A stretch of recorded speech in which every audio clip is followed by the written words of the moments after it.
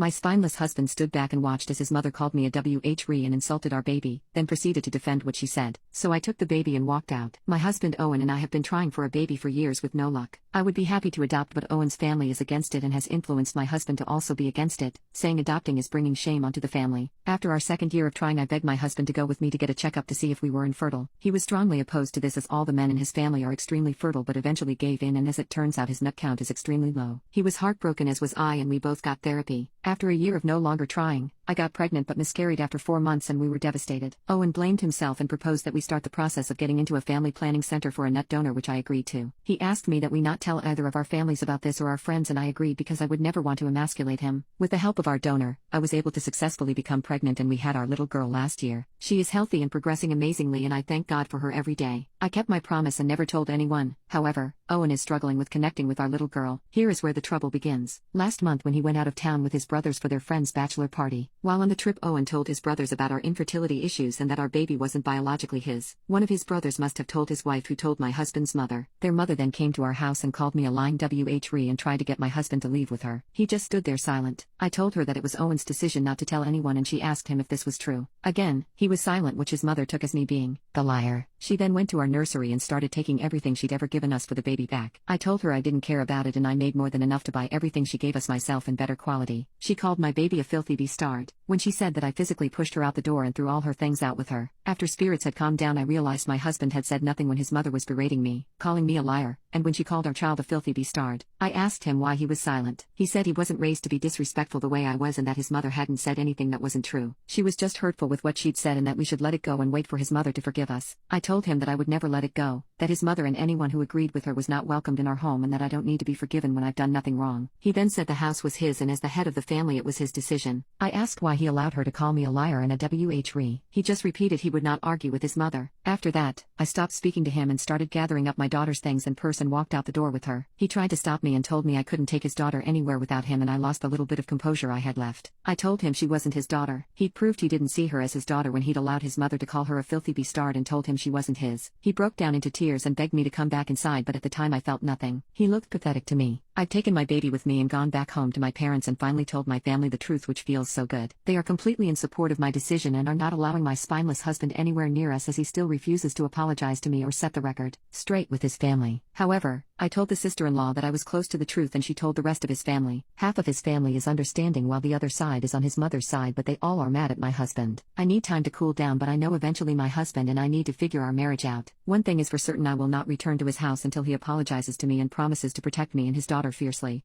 Apparently, after I left my husband's house, my mother-in-law, brother-in-law and sister-in-law all accused me of cheating. I'd already begun speaking with a lawyer after my husband Owen refused to tell the truth to his family, but knowing he let them tell other people I cheated is like getting punched in the chest. When I notified Owen I was going to file for divorce, he started calling and messaging nonstop. His messages range from begging me to come home, telling me he will tell the truth and get therapy again, begging to see our baby, and then threatening to drag me home by force. I told him the divorce was happening whether he liked it or not because he failed as a husband and failed even worse as a parent. He then sent photos and videos of my things in the garbage and him and my brother-in-law trashing the nursery. His exact words, "I don't need it anymore." In the most disturbing video, he threw our baby's car seat in a dumpster. I do not recognize him or his behavior anymore. He claims to miss his daughter and me but is trying to make his behavior my fault for not doing what I'm told. I am not blocking Owen, as my lawyer said to email everything he says to me to him, but the constant threatening messages make me scared to leave my home. Owen knows where I work and has repeatedly told me he will drag us back if that's what it takes and that I'm making him do this. However, things took a turn when my father-in-law called me. When I picked up, my father-in-law immediately apologized for his wife's behavior. He wanted to hear my side of the story as he did not believe I cheated. I thanked him and let him know of course I did not cheat. I told him of his son's infertility and that Owen proposed we get a donor. I told him very clearly it was his son's decision, and that because my father-in-law and his family put blood as the only valid form of family, my husband made me lie so our child would be treated equally. After I finished, my father-in-law seemed stunned. He was quiet for a while, then asked if his wife and son could come over and see my daughter in person as they missed us and were ready to be a family again, but I told him no. Father-in-law then asked if there was anything Owen could do to fix the marriage, and I again told him no. Father-in-law tried to say I was being unfair, but my dad dad stepped into the call and said father-in-law was overstaying his welcome. Before I hung up I told father-in-law that his son was sending me abusive messages daily and if he truly was sorry then he should make his son stop. Then I hung up, telling his father must have worked because I haven't gotten a single message from Owen since then. Actually I did get one, Owen blaming me because his father went over and kicked his butt, leaving him with a bruise the day after calling. Today my mother-in-law has been trying to contact me as she wants to be in my daughter's life and is saying she is ready to accept her as she is. As if my daughter needs to be accepted by her. If it's up to me their whole family will never see us again.